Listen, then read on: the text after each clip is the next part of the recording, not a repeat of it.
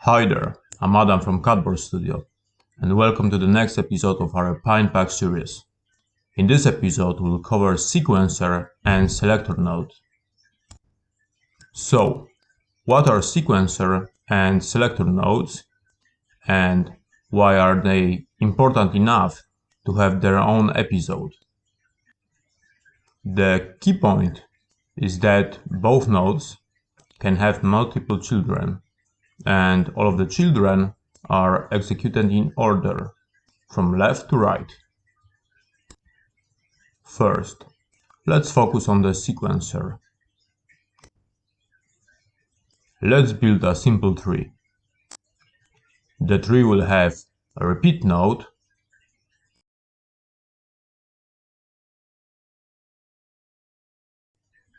a sequencer,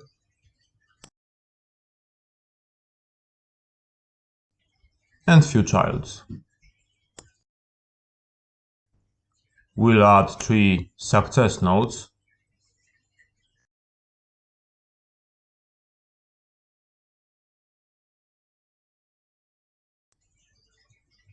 and finally debug log node,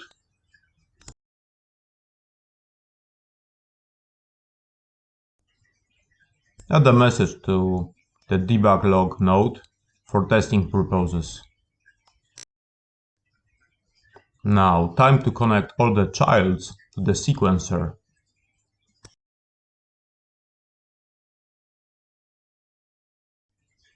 Our test tree is ready. You can always check out the sequencer description in the node inspector or online documentation. But to simplify the things, the sequencer executes its children in order, starting from left to right. If a child returns success, it moves to the next child. If a child returns running, it waits for that child to finish. If a child returns failure, the sequencer stops and returns failure. Finally, if all of the sequencer children return success, the sequencer itself returns success. Let's enter play mode and see what happens. All the children return success, so the sequencer returns success. Now, let's replace one of the success nodes with a failure node.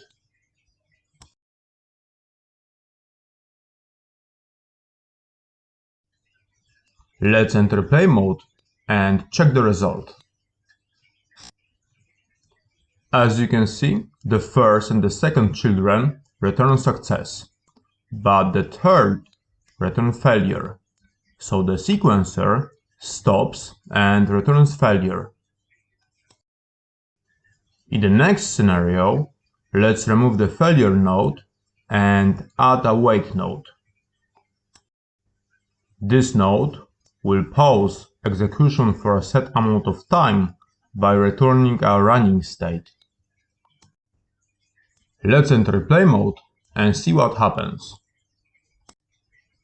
As you can see, the debug log node prints its message to the console according to the time interval.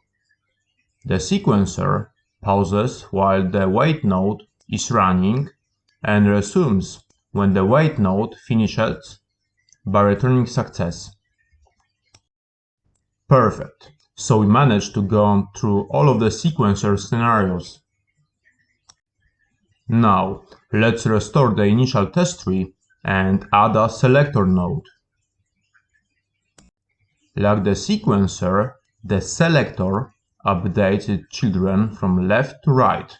However, if the first child returns success, the selector stops updating and returns success. If the first child returns failure, the selector moves to the next child. If all children return failure, the selector returns failure. If any child returns running, the selector pauses further execution.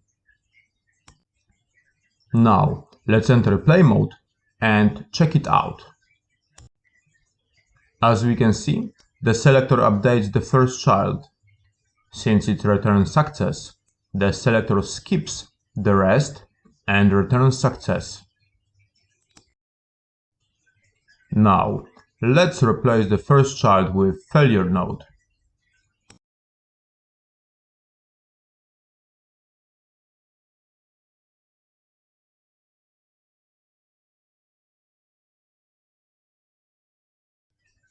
Let's enter play mode again and check out our tree.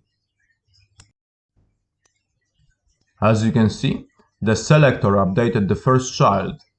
When the child returned failure, it moved to the second child, which returned success. The selector stopped and returned success.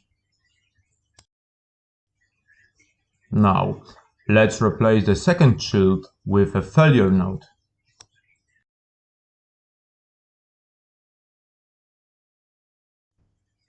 As we enter play mode, we see the same behavior. The selector moves to third child when the first two return failure. If we change the order of the nodes, so the debug log node is the third child, and enter play mode, we'll see that the selector behaves as expected, stopping at the first child that returns success. Now, let's change one of the failure nodes to a wait node.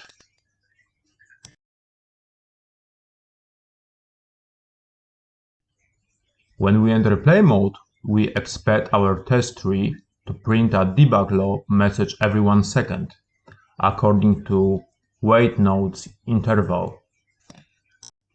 But nothing happens. We can see the debug log node is never reached.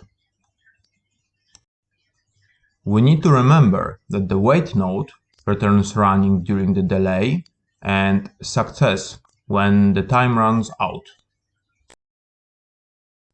As a result, the selector takes this success and stops, never reaching the debug log node.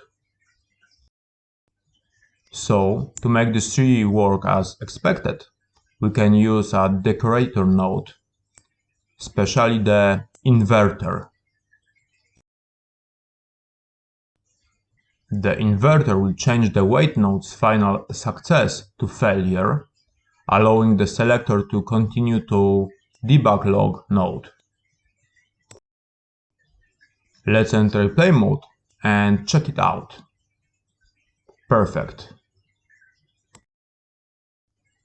And that's all for this episode. If you find this useful, please hit the thumbs up button below.